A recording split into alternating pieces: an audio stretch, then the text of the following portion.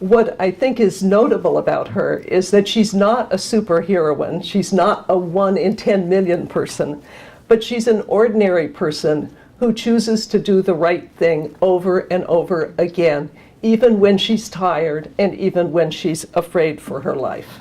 She's not blowing up bridges, which is what we often associate with the resistance, but rather doing the delivery work that was the lifeblood of the underground. We get to follow her in the book to addresses all over the city, and we get to see both how she manages her own fear, which never leaves her. She never overcomes it, nor should she, in fact. But we also get to see how she handles it when the police and the soldiers stop her, sometimes stopping her when she has nothing on her, so that's not so bad, but sometimes stopping her when she does have false papers with her. We also get to meet her colleagues. One of them is an artist who turns into a forger for the occasion to forge false identity papers and ration coupons. It's said that those people actually saved the most lives. I don't know if it's true or not, but it is said. We also get to meet a host of a hidden Jewish family and learn what motivated her to do that. And we even meet an assassin, somebody whose job it is to assassinate either specific Nazi officials or betrayers of the resistance. As I learned about the real people who turned into these fictional characters, I spent lots of hours in libraries and museums and archives, and also a lot of hours just wandering around the canals looking for addresses. Just like Rachel looks for addresses, I looked for addresses where various either historic things had taken place, or it was a place like the address which is completely unmarked, where the bounty hunters, the people who hunted down hidden Jews for money, had their headquarters. No, so I looked for a lot of places like that. And one of the things I found is that it isn't enough for us to acknowledge the suffering that these people went through, and even to acknowledge their deaths and mass murder.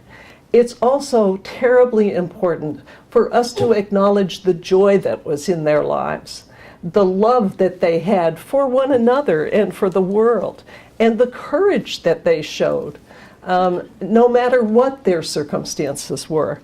And I've tried to be sure that the book includes both of those elements. That is, the part that is terrible, but also the part that was beautiful and that they kept alive in their lives somehow. So this book is really meant to honor the people, and especially the women who resisted, even though more than 100,000 Jewish people were mass murdered from the Netherlands, as well as a lot of resistors and other people whom the Nazis hated. Excuse me. Still in all, the underground did save 16,000 people out of 24,000 who were in hiding. This is not inconsiderable. And it means that somebody who went into hiding had about a 64% chance of survival, whereas the person on the street only had 20%. So it's a big difference. And yet, for all of those accomplishments, even as we honor people who had the courage to resist, we have to remember that that was only a handful.